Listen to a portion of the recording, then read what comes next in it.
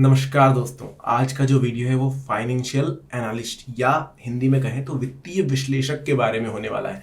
आज के वीडियो में मैं आपको इनके कामों के बारे में बताने वाला हूं कि भाई एक फाइनेंशियल एनालिस्ट की पोस्ट रखी क्यों गई है कंपनी में, ऐसा क्या काम है जो इनको रखा गया है, क्या इन्हें करना होता है और कैसे ये कंपनी को प्रॉफिट पहुंचाते हैं, बेनिफिट दिलाते हैं, उसकी बातें करूंगा। लेकिन उससे पहले एक छोटी सी गुजारिश आपसे कि अगर आपने सब्सक्राइब नहीं किया है ना तो यहाँ पर एक बटन होगा, फटाफट सब्सक्राइब कर लीजिए ऐसे ही और वीडियोस देखने के लिए।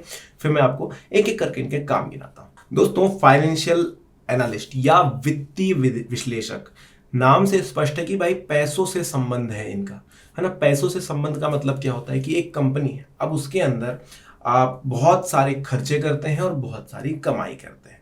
तो इन सब का हिसाब रखने के लिए आप खुद पर्याप्त नहीं होते हैं। आप जब तक एक छोटी दुकान है, आप हिसाब कर लेते हैं शाम को, रोज शाम को दुकान बंद करी, 2-10 मिनट में डायरी अपनी लिख ली कि भाई कितना खर्चा हुआ, कितना क्या हुआ।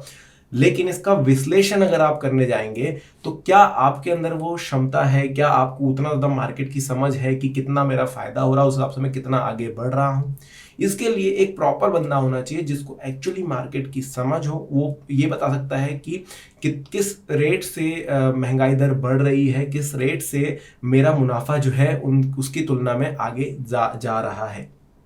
तो इसलिए ये एक फाइनेंशियल एनालिस्ट का काम होता है कि वो क्या करेगा, वो फाइनेंशियल डेटा जो आपका फाइनेंस डेटा है उसको संग्रहित करेगा, उसको संभाल कर रखेगा, संजो कर रखेगा और उसके बाद उसका समय समय पर उसका विश्लेषण करेगा, उसको जांचेगा, उसको परखेगा कि किस तरीके से हम और आगे जा सकते हैं। ये जो डेटा है वो खरीदी बिक्री प्लस जितना आवक है, जितनी जावक है, उसका रहेगा कि भाई कितना हम लोगों ने काम किया, कितना हमने खर्चा किया है और कितना हमने कमाया है, कितना प्रॉफिट लिया है, कितना हमने लोगों में सैलरी बांटी है। उस हिसाब से हम कितने आगे हैं, कितना परसेंटेज आगे हैं और क्या ऐसी चीजें की जा सकती हैं, है ना। मार्केट में और क्या चीजें चल रही हैं जिसकी वजह से हमें प्रॉफिट हो सकता है, क्या ऐसे आइडियाज हम लगा सकते हैं जिसकी वजह से हमारे जो खर्चे हैं वो कम हो सकते हैं और प्रॉफिट में हम आगे बढ़ सकते हैं, या फिर कुछ नया हम कर सकते हैं, हम ज्यादा से ज्यादा कमाई की ओर बढ़ सकते हैं। ये सारी चीज निकालना वो एक फाइनेंशियल एनालिस्ट का काम होता है। एक एक करके काम गिनाता हूँ, शुरू करता हूँ। तो सबसे पहले तो दोस्तों, एक फाइनेंशियल एनालिस्ट जो उसे फाइनेंस डेटा मिला है उसको देख करके आने वाले प्रोजेक्ट के लिए बजट निर्धारण करेगा। उस बजट के अनुसार किस प्रकार से खर्चा किया जाना चाहिए, ये सारी चीज वो तय करेगा। वो आपको बताएगा कि कहां पर आपने गलत खर्चे किए थे, कहां पर आपने सही खर्चे किए थे, कहां पर आपको एक्स्ट्रा खर्च करना चाहिए था, कम हो गए।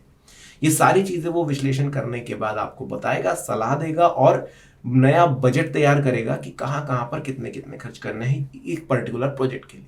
तो जब आप एक प्रॉपर प्लान से चलेंगे तो उससे क्या होगा ना, आपके खर्चे कम होंगे और क्योंकि आपको पता है कि कहां पर कितना खर्च करना है, आप एक फिक्स्ड बजट में उस काम को हासिल करेंगे। साथ ही साथ फाइनेंशियल एनालिस्ट का दूसरा काम है कि भविष्य में होने वाले खर्चे, जितने भी खर्चे आगे होने वाले हैं, एक पर्टिकुलर प्रोजेक्ट के लिए तो आपने सब कुछ बता दिया, लेकिन कंपनी को और भी खर्चे लगते हैं। अब मेरा ऑफिस है, उसमें अगर एक लाइट खराब हो जाता है तो क्या मुझे वो अकेला लाइट बदलना है या मुझे बल्क में बदलने में फायदा होगा। ये सारी चीज एनालाइज करके फाइनेंशियल एनालिस्ट जो है वो भविष्य की मुझे सलाह देगा कि क्या करना ज्यादा सही है। अब ये तो मैंने एक उदाहरण दिया, ऐसे बहुत सारे फैसले होते हैं जिसमें फाइनेंशियल एडवाइस बहुत ज्यादा जरूरी हो जाती है और आपको बहुत बड़े नुकसान से तो बचा ही लेती है, प्लस प्रॉफिटेबल बना देती है आपके काम को। तो फाइनेंशियल एनालिस्ट का होना इसलिए जरूरी है। अगली है दोस्तों बात की फाइनेंशियल एनालिस्ट क्या करता है, मार्केट को देखता है, समझता है और मार्केट में आपकी कंपनी को कहां निवेश करना चाहिए, कहां पर आपको इन्वेस्ट करना चाहिए,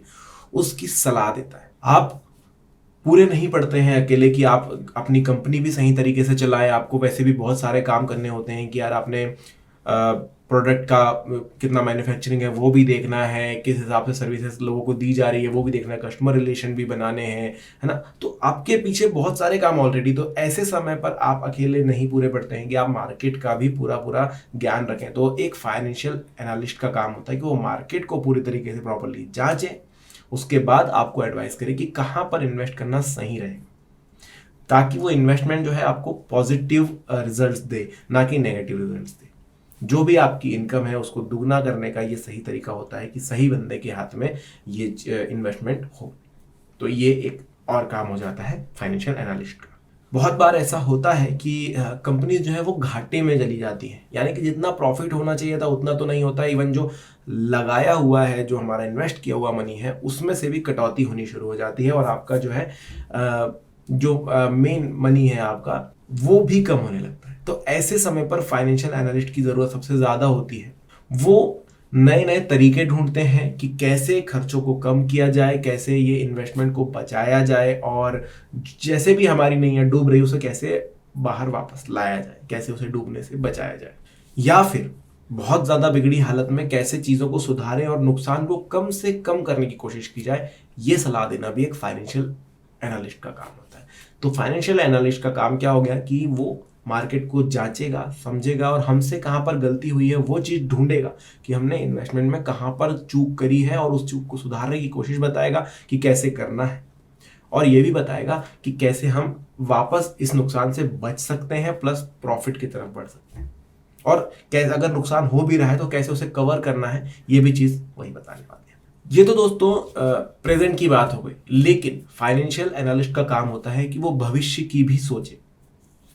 जैसे मैंने आपको बताया था कि फ्यूचर प्लान्स भी बताते हैं, तो बस वही चीज़ है कि आपकी कंपनी को क्योंकि ग्रोथ करनी है, और उस ग्रोथ के लिए ज़रूरी होगा पैसा, और एक भविष्य निधि कैसे बनाई जाए, वो भविष्य के लिए आपके पास एक बड़ा अमाउंट कैसे आए, उसके लिए भी एक प्रॉपर प्लानिंग करना, सही इन्वेस्टमेंट करना एक फाइनेंशियल एनालिस्ट का काम होता है। वो आपको एक सही जानकारी देगा, एक सही सलाह देगा कि कहाँ पर आप इन्वेस्ट करेंगे तो आपका जो पैसा है ना वो इस गति से बढ़ेगा, जिसकी वजह से आप इतने सालों में, जैसे कि 5 सालों में, 10 सालों में इतने अमाउंट को कैप्चर कर पाएंगे, इतना अमाउंट आप बना पाएंगे जिससे आप अपने बिजनेस को आगे बढ़ा पाएंगे और तेजी गति से।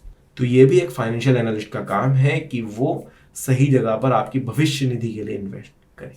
साथ ही साथ दोस्तों, अगला जो काम आ जाएगा फाइनेंशियल एनालिस्ट का, वो ये है कि जितना भी आपको प्रॉफिट हुआ है, जितना भी आपको नुकसान हुआ है ना, होता है कई बार आपको प्रॉफिट होता है, कई बार नुकसान होता है, तो इन सब चीज़ों को समझे, इन सब चीज़ों का रिव्यू करे और बताए कि क्या क्या वजहें रही कि हमें प्रॉफिट हुआ था, क्या क्या वजहें रही कि हमको लॉस हुआ था, और कैसे उन चीज़ों को मेंटेन करना है आगे जाके हमको लॉस ना हो, प्रॉफिट हो, और क्या फिर हमें इस प्रॉफिट के बाद कितना ज़्यादा इन्वेस्ट करना है वो भी सलाह दे सके। तो ये हो गए फाइनेंशियल एनालिस्ट के काम। तो बिल्कुल दोस्तों, फाइनेंशियल एनालिस्ट बनने के लिए आपको स्किल्स की जरूरत होगी। किन स्किल्स की जरूरत होगी वो भी मैं यहाँ पर एक्सप्लेन किया देता हूँ। सबसे पहले तो आपको डेटा एनालिसिस करते आना चाहिए।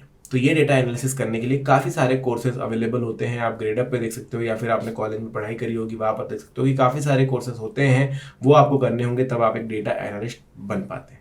फाइनेंशियल एनालिसिस करते आपको आना चाहिए। वो तब आएगा जब आप कॉमर्स बैकग्राउंड से हो, या फिर आपने बिजनेस एडमिनिस्ट्रेशन में पढ़ाई की हो, तो आपको वो चीज़ समझ में आती है कि हाँ, कहाँ पर खर्चा और कहाँ पर हमारा जो है ज़्यादा हो रहा है खर्चा, कहाँ पर हम लोग कम कर रहे हैं, कैसे प्रॉफिट लिया जा सकता है, ये सारी चीज़ें आपको तब पता। निर्णय लेने का आपके अंदर हिम्मत होनी चाहिए। आप एक बड़ी कंपनी को हैंडल करेंगे तब आपको बहुत बड़े बड़े निर्णय लेने पड़ सकते हैं, और अगर आप उस समय गलत तरफ चले जाते हैं, या फिर आप निर्णय नहीं ले पाते हैं, कंफ्यूज रहते हैं, या फिर आप सहम जाते हैं, नहीं ले पाते बड़े निर्णय और जैसा चल रहा है चला सकते हैं, तो फिर जो है आप उतना ज़्यादा प्रॉफिट नहीं कमा कर दे पाते हैं, आप कई बार नुकसान को भी झेलते हैं। तो ये चीज़ आपको आनी चाहिए कि आप निर्णय सही तरीके से ले सकें।